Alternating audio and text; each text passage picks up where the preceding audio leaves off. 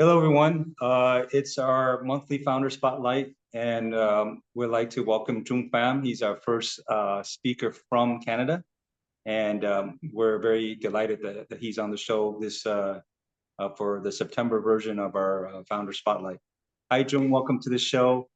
Could you tell us a little bit about yourself as we start the show underway? For sure. Thanks for having me. First of all, so I'll give you a little bit background of how I came to Canada, how I grew up, and then we'll move on to my current venture today.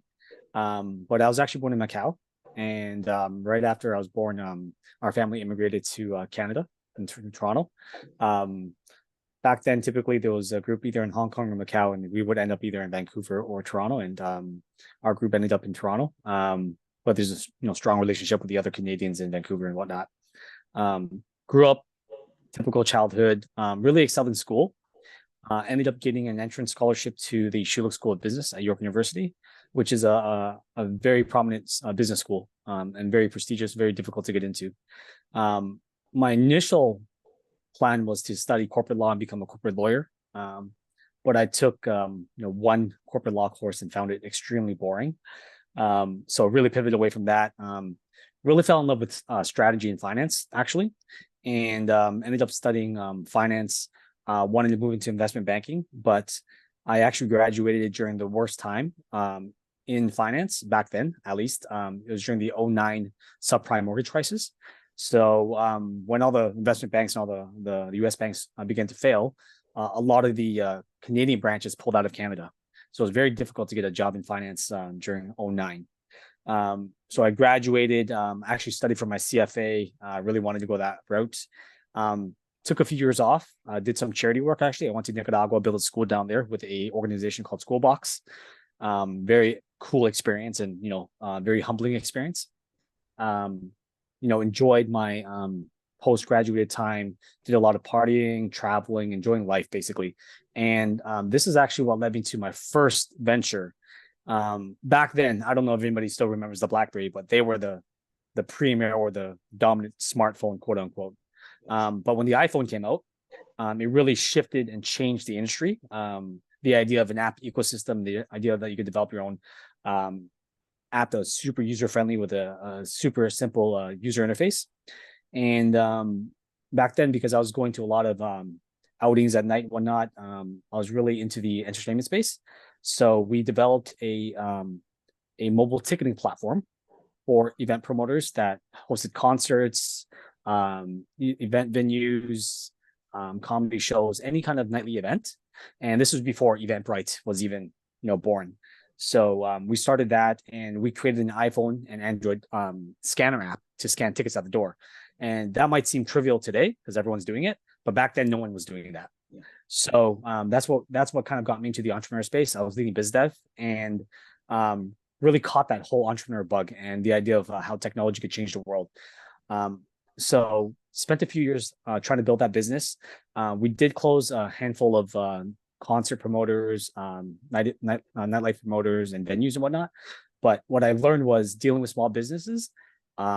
It was a very, very tough, and the cost of education was just too high.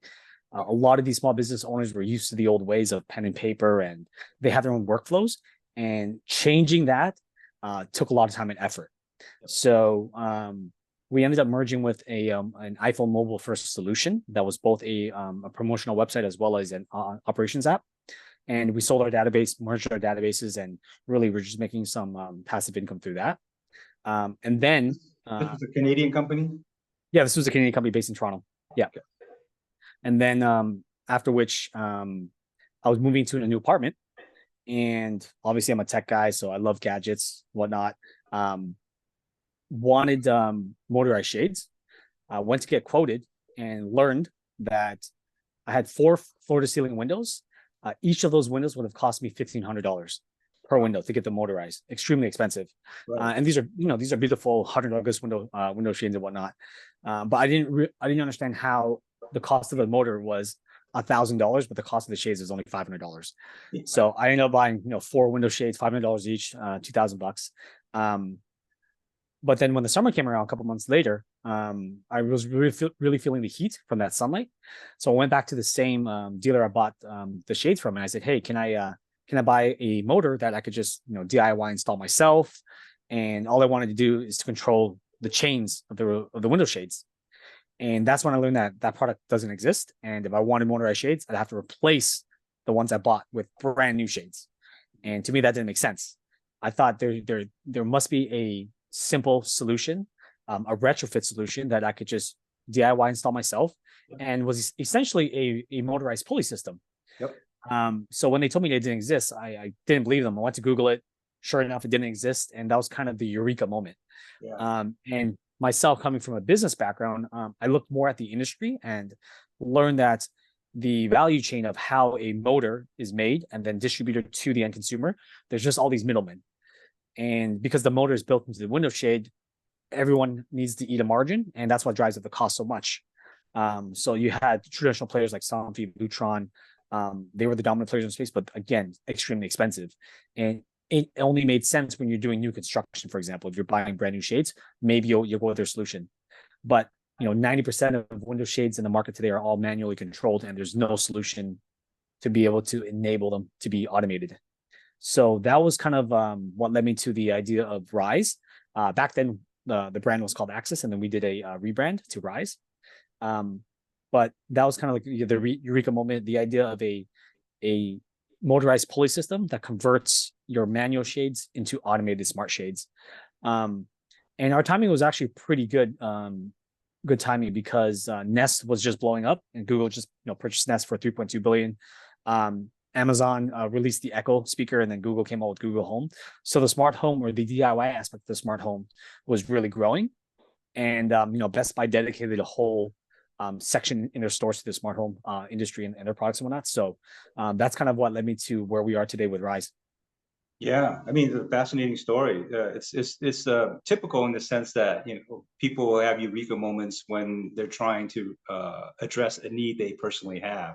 And here you're Yes. talking, a hot afternoon, and you need your shades down, and you don't want to get up. You're on your couch, Yeah. and you just want to push a button, and it just automatically closes. So the question I have for you, when I first heard your story, it just kind of like, the first challenge I see is that it's a simple idea, right? And Yes. so there are players out there, but they don't address the direct to consumer market. They do it through a B2B model. And so how do you raise money and address investors? Their first concern is like, there's solutions out there. All they need to do is pivot and go to consumers. And then what would you do in response? And you have to build a product. You don't have money. You don't have a name. How do you address that concern to an investor right at the beginning, when the solution is so simple, is a motorized shades? And maybe there's some technical issues in terms of like building it out and adjusting it for different types of shades, different types of pulley systems. But in general, how do you convince an investor that what is the value add? What am I paying into? What's your unfair advantage that you can bring to make sure that your product goes to market and not get disrupted by an existing competitor? Great question.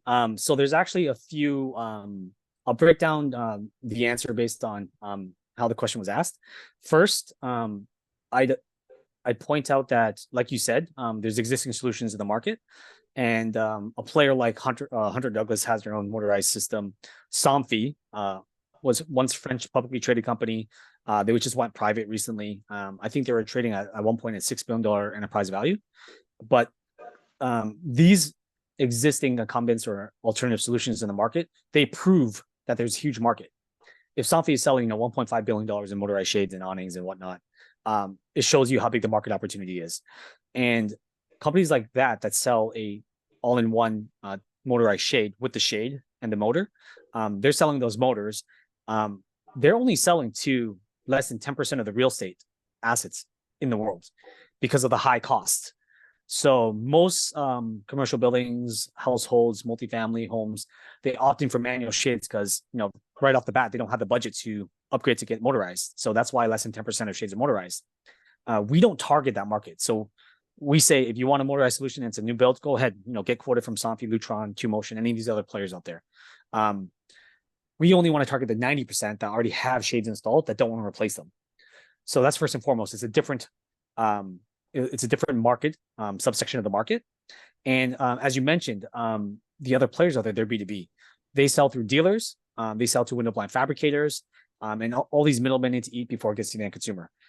We had a direct to consumer route, and we want to start selling to retail. And retail is a very foreign concept to a lot of these alternative solutions, because in a retail environment, you put the product on the shelf, somebody comes and buys it. How they sell is that they sell through dealers and pros who go in there, spec your windows, measure it, get you a quote, go in and install it for you. So it's a very, very pro and very custom process. Our solution is just DIY, direct to consumer, either through our online stores, Amazon, and through retail outlets. In fact, we're launching in over 130 Best Buy locations in Canada in a couple of weeks. So that's a very exciting launch for us. So we know that retail in the long run is going to be our bread and butter sales channel, distribution channel. So I'd like to kind of point out that, one, having the existing alternative solutions proves that there is market demand for, motorized shades.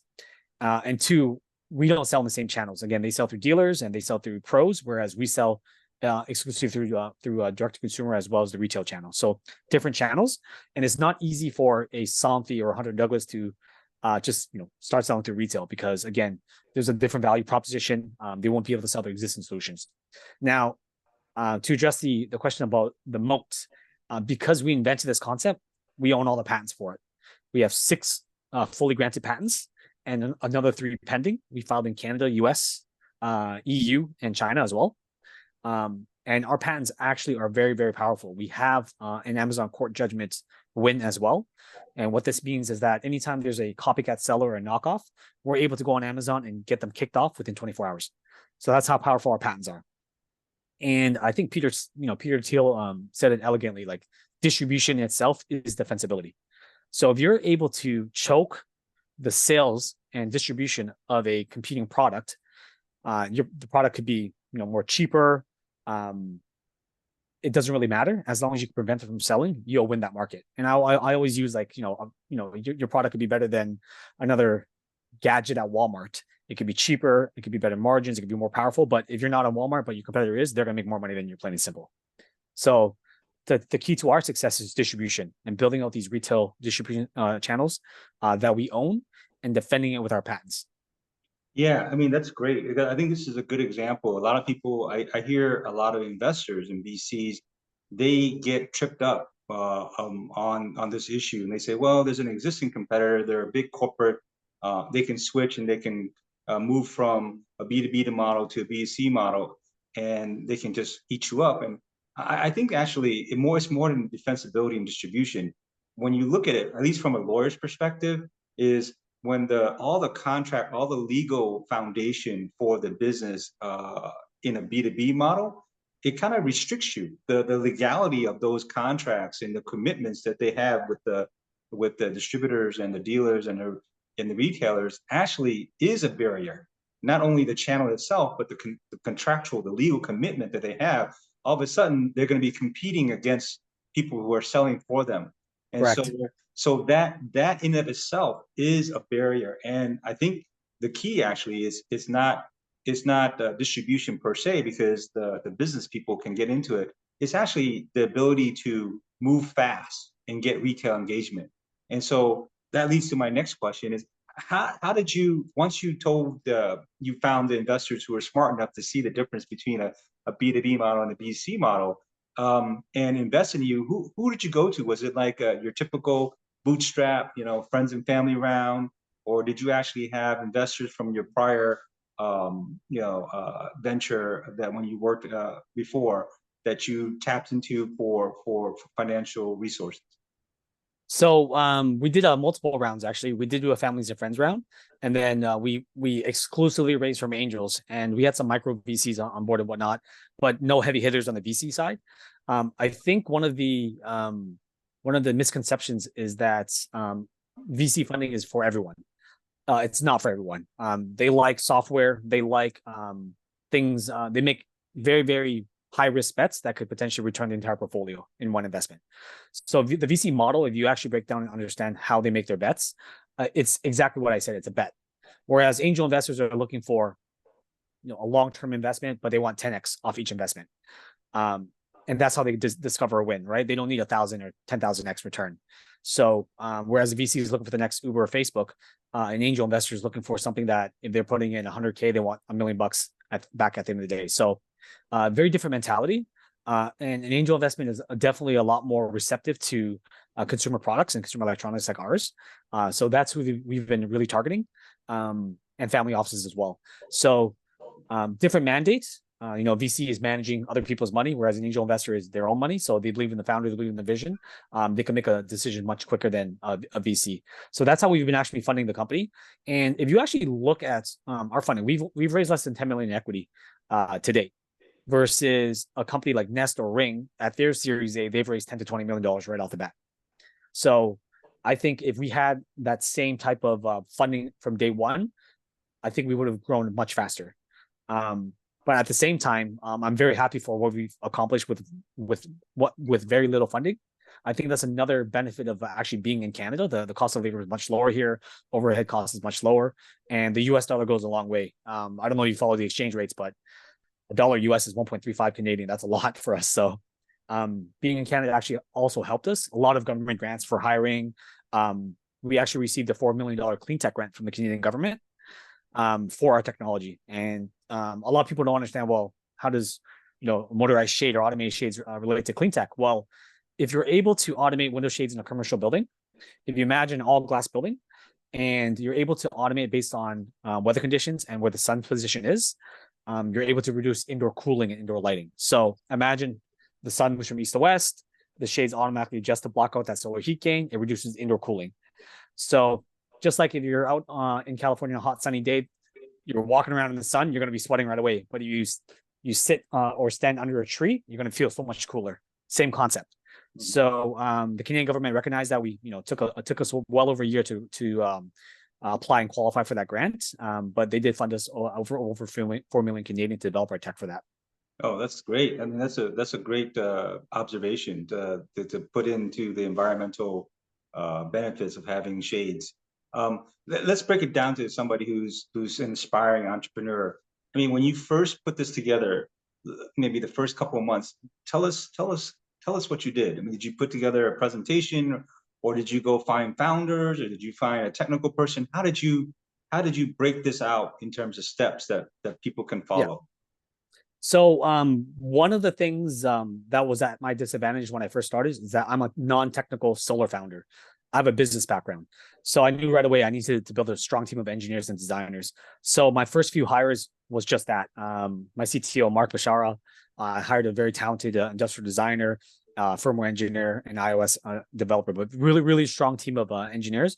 And you have to sell your early team members just like you sell an investor. You have to really sell the vision, sell your enthusiasm, your inspiration, because that's infectious to them as well. You're painting the picture of what the world can be with at your company. Because at the end of the day, you got to remember, like these engineers, these early team members, they will be taking a salary cut. They're not, they could be making double working in the corporate life, but they believe in the vision and they want to do something fun and that they love. So that's something constantly as an early stage founder you have to do. So at the early stages, that's what I did. I really built a strong team of engineers to really develop the product. And the goal at the very stages was just build a minimum viable product, a simple solution that we could promote on Kickstarter. So crowdfunding was still early back then, and that was kind of what allowed us to get to the next step. The first milestone was build something where we could promote, make a nice marketing video, post it on Kickstarter, Indiegogo, and get some pre-sales, because those pre-orders are what proves traction and demand for your product.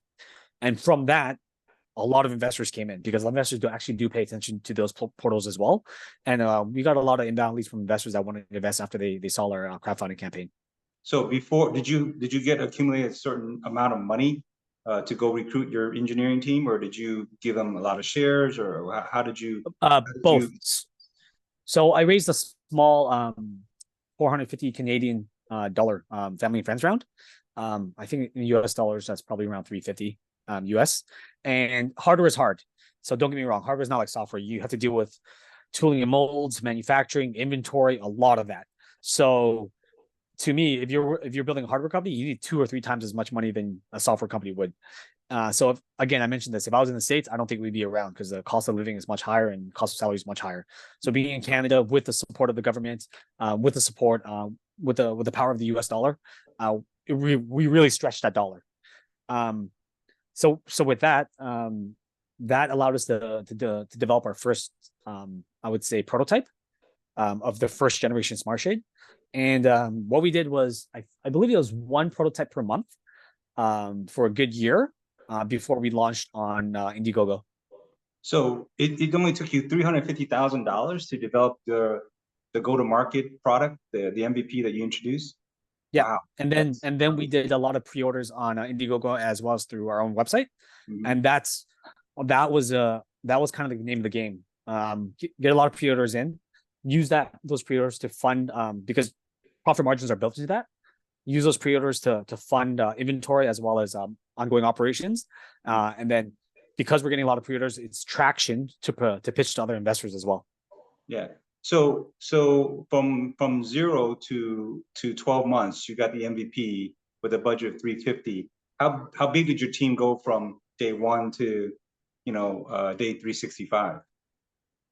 Ooh, I believe there's a handful. I believe there's still 6 or 7 of us, mostly engineers. Yeah, it wasn't too much. It's mostly our CTO, our designer, our firmware engineer, and iOS developer at that time. And then we had a mechanical engineer as well. So mostly engineers at the really early stages. And then once we launched in the market, once we started shipping, we started growing the team. Customer support was a big role that we had to fill.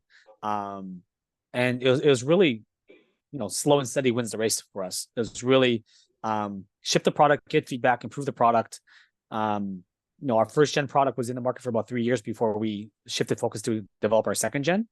And there's a very popular book that I make all of my new team members read. It's called Build by Tony Fadell.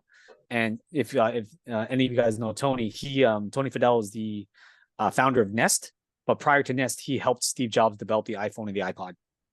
So he's a very, very famous engineer designer in the Valley. And his book is really inspiring as well as educational for non-hardware founders or even hardware founders for that matter, because it tells you how even with $20 million in the bank, how much of a struggle it was to develop their product because they had to develop their own distribution channel into retail. It wasn't until the 3rd generation device before they got into retail. Whereas, we're on our 2nd generation device and we're getting into retail now. So it does show you that it's not like software where you could, iterate every week and do a sprint and, launch a new version into the cloud and you're good to go. Software follows a different type of development process. We call it the waterfall process, kind of like real estate, where everything has to be planned out from day one. And there's specific steps that need to be taken before the product is launched into market. Yeah. So you had your team, you're building your team, you're doing the MVP, and you're doing online sales, so direct to consumer. And so I guess the challenge there would be first finding the engineering, then second finding the manufacturer, right? Would be yes, who are your manufacturing partners, and then on top of that, you're trying to build this moat that you mentioned in terms of getting the IP. So you outsource the legal work too. You had lawyers that you work with. How did you find your manufacturing partner and the legal team that you had to put in place to capture the technology that you're building?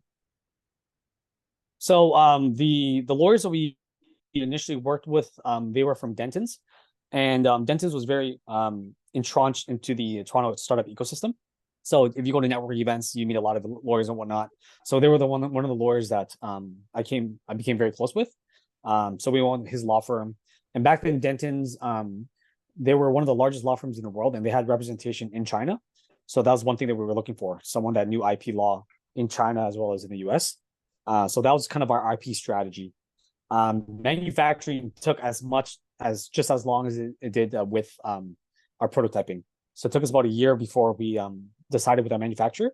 And our first factory we worked with, they were a publicly traded company in China, and they also manufactured for Huawei back then. So we knew that they were like a tier 1 factory. we did we did a whole, I believe it was 6 weeks in China doing multiple factory visits, both contract manufacturers as well as component manufacturers, where we got some of our core components from. So it wasn't like one of those things where you just vet and go on a Zoom call or Skype call back then or whatnot. We went down there, we went to check out the factories, we did our diligence before we decided who to go with. And that was just the beginning. Then you got to deal with tooling and molding. Then you got to deal with pilot production runs. You got to deal with DFM. Manufacturing is a whole different beast as well. So the first few prototypes, you actually just build locally? You had just components and Yes. people put it together. Your team, did they build it or did they have to go out to a third party? So both. We have our own 3D printer. So all the initial models they did were 3D printed. Then we when you create kind of like a golden sample or a pre-production model, that's typically CNC'd, either in China or overseas. All the boards we get, we make it locally through a partner, but we do everything. We build everything. We test everything in-house, and then we go to China to go through the DFM and DFA process, the design for manufacturing and design for assembly process. And that's where they put their input and tell you that what needs to be changed on the design so it can be manufactured cost effectively. Yeah, this is an example of why 3D printing is so transformative. If you didn't have that 3D Very, printing capability, you wouldn't be able to do the prototype here, right? no, And then super expensive as well. yeah, so just accelerate the whole process, kind of tinkering gives you the chance to kind of modify and adjust as you go along. So did you work at a co-working space or what they call what they have this like a makerspace model where it's co-working and makerspace?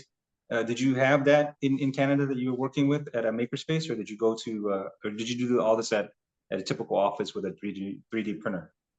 So initially we were at a co-working space, but it was a traditional co-working space without any makerspace. There was available kind of makerspace or hardware focused type of co-working spaces in the Toronto area, but it was a little further out than where we wanted to be, and we weren't always using 3D printing machines or whatnot. We ended up getting our own office space with and built our own custom lab with a 3D printer, electronics area for soldering, things like that. And even now we have our own space because it's just more cost effective and more efficient that way than having a makerspace. But there is makerspace available, and it is something that I think early stage hardware companies should look into. Yeah, I think that actually there's a need for more maker spaces than co-working spaces because the equipment and 3D printing and the soldering and all the materials that go in through to building a prototype, a hardware prototype, is much more involved than a software. And so, a lot of people have ideas to make things, but they just don't have the wherewithal, the materials, and the space to do it. We were actually thinking about combining co-working and maker spaces into one, and putting like angels, supportive angels involved in the whole process with their expertise, and then reaching out to different experts in different fields, so that you give people more opportunities to innovate in a space like that. I think innovation in co-working spaces, they're very limited to more software projects, software related projects, and there's a lot of people who like to tinker with their hands, and there's not enough spaces that allow for that. So in Canada, there's a few government funded organizations that provide this type of space. Venture Lab is one that I'm part of. Mars is another one. They're very, very famous in Toronto and Canada as well. But they are like the makerspace, co-working space, where they give you office space as well as access to all the tools and equipments you need to build hardware specific products. So I'm pretty sure there's a few in LA that I ran into as well. New York has a few, but it is much rarer than software for sure. Yeah, and I think this will help out in particular Vietnam because it's becoming more of a manufacturing space, and so kind of combining that growth in that industry and a makerspace seems more appropriate at this time in their development than software, because you have so many people in so many countries doing software projects, particularly India and China. They're very strong. So if Vietnam can concentrate on manufacturing and maker spaces, I think that's an advantage. They can really capitalize on. Well, I think with Apple's kind of shift away from China to Vietnam and India, it would make sense for Vietnam to focus more on that. Yeah. I think with the investment that Apple is going to be making to India and Vietnam, it just makes sense for the communities to start developing that and really focusing their education on that. Yeah, definitely. And then recently they elevated the diplomatic relations from a partnership to a comprehensive partnership, which means that the U.S. government is now really engaged with Vietnam, and they've already put out a plan to help Vietnam become part of the whole value chain for semiconductor. And this is a big step, a big, huge opportunity for Vietnam to get into the product, the actual product, the hardware space. So I'm hoping that they take advantage of it, and I'm hoping that maybe somehow RYSE can have some kind of like part of their production cycle in Vietnam to help spur that transformation. Definitely, it's something we are looking into. Productions outside of China. Yeah. Yeah, so tell us, like, in your first year, I mean, what was the most challenging aspect of putting this all together? I mean, this is your first. I know you worked at an entrepreneurship kind of like a startup before, but that was you working for someone else who put together a product.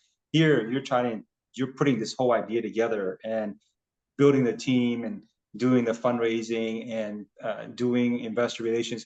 What was the most, maybe the top three challenging aspects of your first year of startup life? I'm gonna say, I think at the early stages, funding wasn't too big of an issue because our burn was really low. But when you start adding members to the team and we start trying to scale the business, funding becomes an issue in year 2, 3, 4 for us. But when your initial goal is to just create an MVP, it was much more simple. I think after the idea of the MVP and you launch in the market and you're starting to scale, there's different challenges. Focus is a big one. And the reason why I bring up focus is because you're going to have opportunities and you're going to be talking to a lot of stakeholders and people that may pull you in different directions. Like, hey, you should be doing this, you should be doing that. But you really have to be focused and make a educated, conscious, strategic decision of where to focus, where to compete, and where not to compete. Another great book I read called Playing to Win. Really good book about strategy and about focus, like where you want to be competing in. You can't be everything to everyone.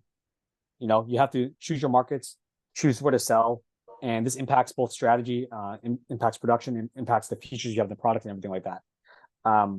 So focus on strategy is one thing, and another thing we learned was with the MVP, make it as simple as possible. Don't try to add all the bells and whistles into the MVP. Save that for Gen 2, Gen 3. Just get a version out there that you can put in people's hands so they could test and get feedback right away. Because if you read a lot of these business books, your first product is going to be terrible. So use that as a stepping stone and just to learn from your customers, get feedback and improve upon that. So this all boils down to focus again. Like it's really, you're gonna get all these ideas, but you have to choose where to focus your energy on that yields the largest ROI for the company. So it wasn't hard for you to find the right engineering team, the right designers, the right product team to put this in place? Yeah, I think I got lucky. I'll be honest with you. Some job postings yield some good engineers. But if you want the best engineers, you really have to try to steal them away from other companies. So what I would do is I would go on other hardware companies' websites, see who their engineers and technology leads are, and just reach out to them on LinkedIn and tell them what you're doing. Maybe ask for their advice, go for a coffee, and then kind of eventually seduce them into to join the company. Again, you're a founder. You have to really pitch early stage team members as much as investors. So that's really that's what I actually had to do initially. Really get engineers from other companies to join us, because again, hardware is hard. There's a lot of software engineers, but hardware engineers are a lot more harder to find the good ones. Right. And there's this newer, I wouldn't say new, but a newer I guess request or demand by investors, with Y Combinator for one being the more prominent one, saying that they would not fund any company that doesn't have at least 2 founders. Now, you founded this company yourself, and then you added a team in place. Is that have you found that as a challenge, or did you make anybody a co-founder, or is that a plus or minus in your mind? So it really depends on how decisions are made. Another great book, like I read a lot of books, but another great book is called Founder's Dilemma, and it actually asks you these questions like, is it good to have a founding team, or is it good to have early stage team members, and how do you compensate them with equity and all that kind of stuff? Um, Again, being a non-technical solo founder in a hardware company was very difficult. However, I consider my CTO a co-founder. He's been with me since day one. He has all the technical knowledge. We wouldn't be where we are without him, plain and simple. So even though he's employee number one or whatnot, to me he's a co-founder. So we do compensate the early stage team members and the entire company for that matter with a very, very attractive ESOP plan. So we have to attract the talent and retain the talent. So that's kind of what I did. I do understand why companies kind of rule around that, but every rule has its exceptions. So typically they do look for multiple co-founders because they want the idea that you don't fall into your own trap, and they want you to be able to bounce ideas. But my team members challenge me all the time, and you have to really build a strong A team. A members hire other A members and work with other A members, and that's what you want. You want team members that challenge you, that are a lot more educated than you in their respective field, and they're the experts, and you have to rely on their judgment, their call on specific matters for the company, and that's what I do. Yeah, I think you're right in terms of the approach. I mean, especially if you listen to people, and I don't know how your share structure is in terms of shares, but basically showing that you're willing to share the pie in terms of not only the financial gain, but also the ideas and being open to getting feedback in terms of how do you build the product. One thing that you raised just now about focus and listening to people give their ideas and their comments, especially people who are in the investment, they're in position of putting money in.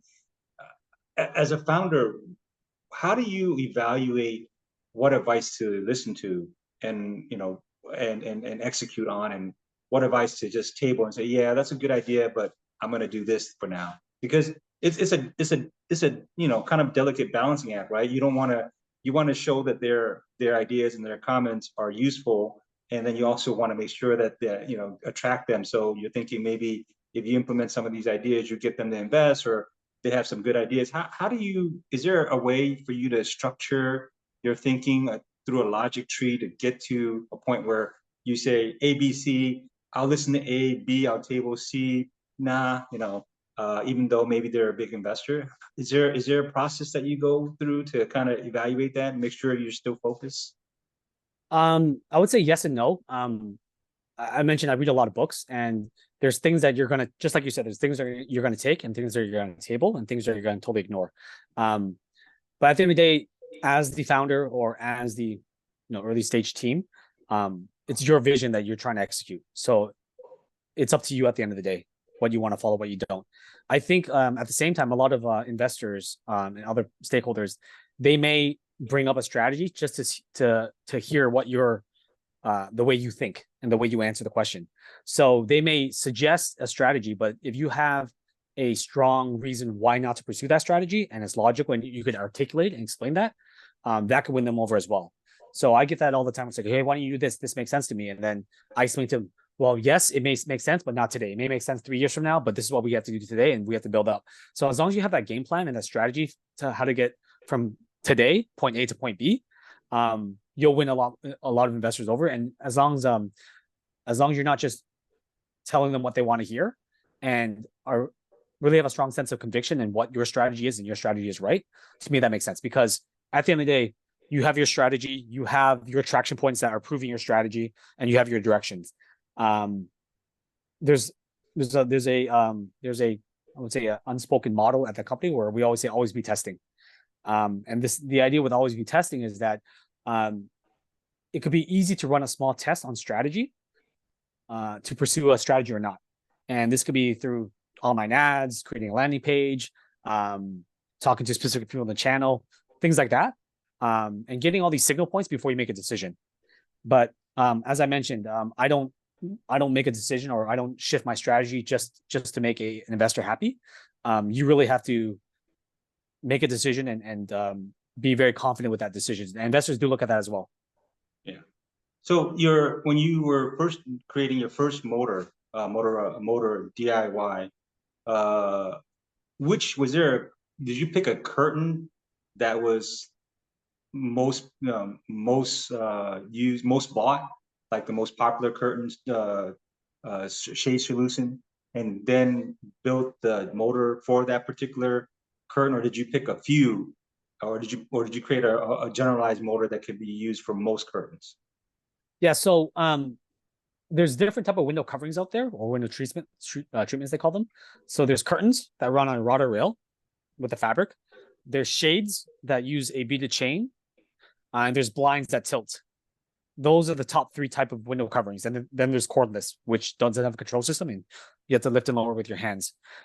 We did shades first with the beaded chains, the loops, mainly because they're in from our research, just over 90% of commercial buildings and about a third of residential households.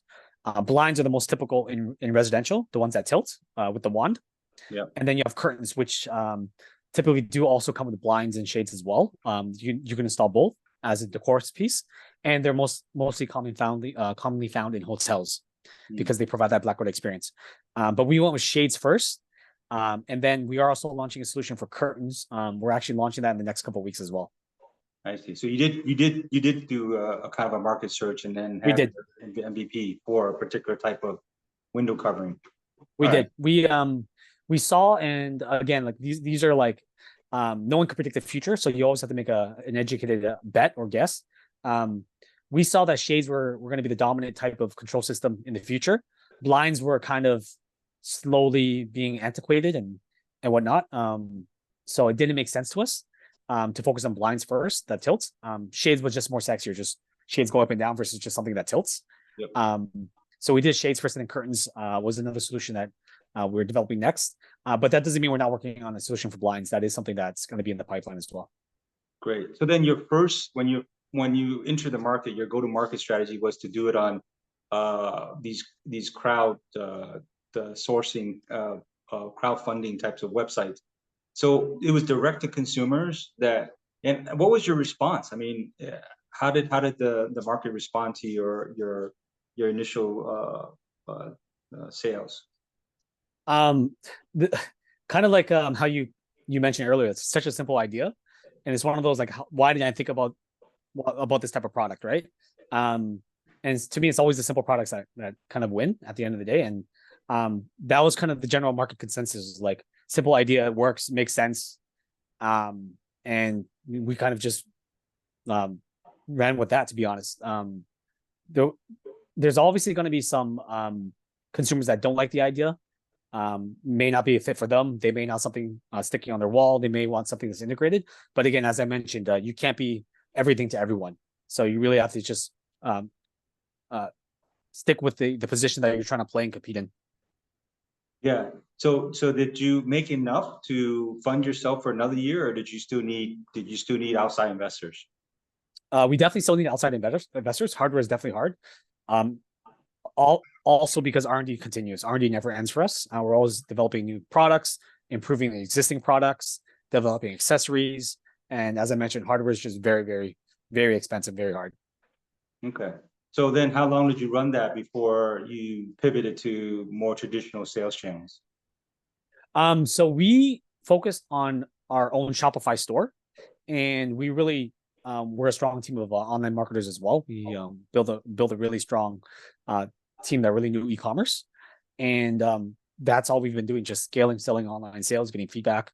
It was only until recently where we decided to shift focus to target the more high volume channels, such as retail. And from our market research, retail is like Best Buy, for example, they're the number one retailer for consumer electronics in North America. So it made sense to target like a Best Buy. Home Depot is up there, Lowe's is up there, Costco is up there as well. So these are all the other channels that we eventually wanted to target, and this is where the bigger volumes come into play. All right. So did you start with Shopify right away, or did you do your trial runs with for a while crowdsourcing places first? So we launched on the Indiegogo platform first, and then we did our own Shopify store and opened pre-sales on Shopify. And we just ran Facebook ads. And back then, Facebook ads were cheap. It's not like what it was today, and tracking was much different. It was kind of like the Wild Wild West, but you ran a bunch of ads, you drove a lot of traffic to your page, and you would convert and sell through customers that way. Right. So are you on Amazon now or no? Yeah, we are on Amazon now. Amazon's, I'm gonna say, has its pros and cons. We're still testing the platform to see if it's a strong platform for us. We do much better on our website. Also because we're able to provide better customer service and support through our website. Okay, so Shopify is on your website as a plugin, or is actually a separate Shopify store on Shopify itself? No, so Shopify is it's a platform that allows you to open your own e-commerce store. So all the data is yours, the customers belong to you. It's a simple platform for you to open an online store, whereas Amazon is a third-party store. It's like selling on Walmart or selling through Best Buy, but they're online. Right. So Shopify sits on your website then. Correct. With your website. Yeah. Okay. Great. So now most of your sales are from Shopify then?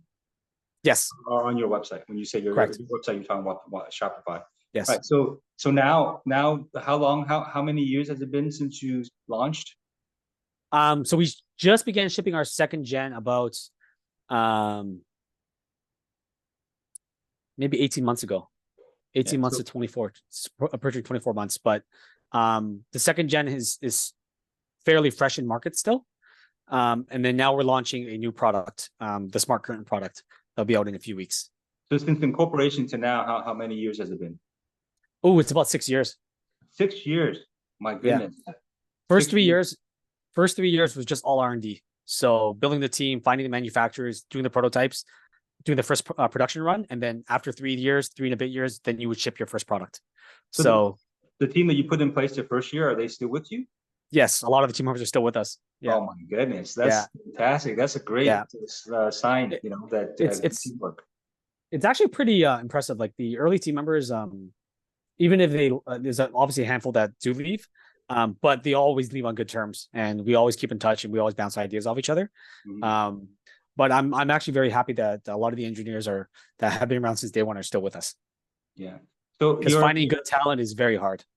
It is, and keeping the team together 6 years, and you have to encourage them, making sure that they feel like this product is going to go and move, and they have some contribution. It's very tough, right? Because 6 years is a long time. So usually for software, it's a grind. It's a grind. Yeah. Hardware is much different from software, and I always tell people like, a software company you can build and exit in 4 or 5 years, 6 years maybe. Hardware is much longer because it takes time to build that first gen, and then the second gen, and the third gen, and that's why I always get the two new team members to read the book Build by Tony Fadell, because it gives you a timeline of how long it takes a hardware company like his to launch. Apple today, they're developing a product they're not going to be launching for another 2-3 years. Yeah. So what are your top books that you would recommend people to read? You mentioned a few already. Are those your top books for entrepreneurs? Playing to Win is good on strategy. Founder's Dilemma. It's a very technical book on decisions like go outsource versus insource, go no go decisions, co-founders versus hiring, things like that. Really good book. There's a book by Robert Kiyosaki. Slipping my mind right now, but it's about creating decks. Steve Jobs is a really good book. Just his story, his strategy is really good. There's a few of them. Only the Paranoid Survive, really good book. Andy Grove wrote that book. And there's another one that he wrote. I read both of them. Those are really good. But I do read a lot of books by CEOs and whatnot, and you learn a lot from that. You do. There's another handful of books that teach you about term sheets, investors, things like that. I believe it was by either Techstars or one of the Y Combinator guys, but slipping my mind right now. But a lot of good books that when you read, you'll just learn a lot about the industry and how to structure deals and how to make decisions and whatnot. As a Canadian company, is it harder? Is it different for U.S. investors? I mean, so a lot of the people in the Savvy network are U.S. based. So are there any challenges? The same. It's the No, same. most of our investors are in the US.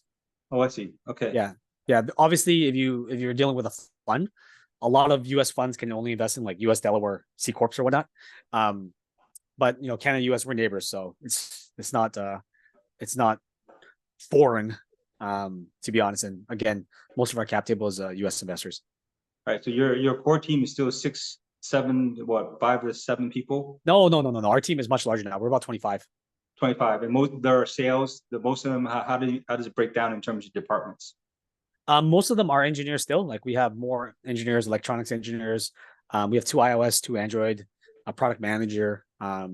Again, so mostly still on the engineer design side, a UX UI designer, a graphic designer, industrial designer. So again, mostly designers, but we have a strong team of players in the customer support side, B2B sales, finance, things like that. We have a full-time team member in China that oversees our production. He came from Foxconn. He worked at Intel. He knows the manufacturing space, and you definitely need someone like that if you're doing production. We have a few engineers that are in India, South Africa, little remote places around the world as well. All right. So the app team, most of it, the initial app, was it developed in the States, or did you hire In Canada, in Canada? yeah, we hired in Canada, but we have support staff in India. All right. So they supervise, or there's certain parts of the app development that's in Canada, and the other part of it is done offshore. Correct. Yeah, Right. I do believe in a model where you have your core team in locally, but you should always look to outsource in cheaper regions as well. So I know you're also funding right now. You're raising money. So can you tell us a little bit about this round? What are you Yeah. looking for? Yeah, so it's a community round. It means it's open to the public. It's open to angel investors, accredited, non-accredited. And just like Shopify, everything's done online. So you fill out an investment application online. It goes through a broker dealer for KYC and AML checks, and you get your share certificates directly online. So it's a new kind of innovative way to raise capital. And this is something we've been doing for quite a while. And the round size is pretty small. It's only 3 million, closing at the end of November. And yeah, everything could be seen on invest.hellorise.com or investinrise.com, either or. And you can learn more about myself as well as the company and the traction through that portal. So this portal, is it similar to Republic in the US? Very similar. Yep. I know Republic. We were on Republic as well. You were? Okay. Yeah. Yeah. I think Our last round we were on Republic. yeah, I think that's how I saw you. I think that's how I saw your company and reach out to you because I think it was on Republic because I typically I regularly look on Republic for investment opportunities. Yeah. So we were on Republic. I know the CEO of Republic's also a Vietnamese savvy member as well. Yep. Yeah. Yeah. So okay. So we play this little game towards the end of the conversation. I don't know if this happens in Canada, but I think it happens worldwide for Vietnamese weddings. So Okay. typically, you go to Vietnamese weddings. I think it's the same in Canada as in the US, right? There's two things that always happens at a Vietnamese wedding. What is it? One is karaoke, right? Okay. Is that true? Does that happen in Canada too? It depends. I mean, sometimes they hire singers. And a lot of times they play like the Vina music at the end, like the EDM type of music. Well, EDM I think is the younger one, but when Yeah, I they was play that growing up, Vina beats. it's the ballroom dancing. Oh, okay. No, they don't really do that. Some weddings do that. In the Vietnamese weddings I go to, there's a lot of drinking. That's There is wedding games, obviously. Sometimes they hire singers, and sometimes they do ballroom dancing, but they always end up with that Vina music, the hard beat stuff. Yeah, I think that's a newer phenomenon, I guess. For the younger crowd. Yeah. So I guess my question I ask all the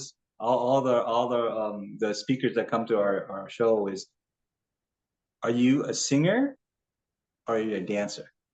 Oh, I'm a dancer. Okay. I mean, I can sing a little bit, but I'm not that great. But I'm a dancer for sure. Yeah, I Yeah. know. Yeah. It's so much more fun, I think, dancing and singing. I can't sing worth a lick. Yeah. So. Yeah, I'm definitely a dancer. And then the other question I ask is like, are you a gum or a pho guy? Oof, this is tough. It depends on the mood. Oh man, yeah, it depends on the mood. Oh man, you gotta pick one. If you had to have one. I'm a I'm a bún thịt nướng type of guy. Ah, bunta. Bunta. So it's like the dry Yeah, bunta. yeah, yeah. That's That the type of guy. That's actually my probably my favorite type of Vietnamese food when I go out and get. wow, that's a good answer because it's like Yeah, right in between. No, it's not yeah, actually bun. It's not actually pho, but it's not actually yeah, gum either. So yeah. So good. that's me. Well, great. Well, I mean, I'm so happy that we were able to connect. I know it's it's sometimes difficult to connect it, especially if you haven't met yet. But we're really happy to have you on here. Hope to introduce you to other members of the Savvy Network. And the whole platform is here for people like you to help you move your product along and build your companies. So after this show, I'd love to introduce you some people that I know that can help you along with your investments and have your product and whatever else that you need. And if you want to go to Vietnam, let us know as well. For sure. So Definitely interested in that.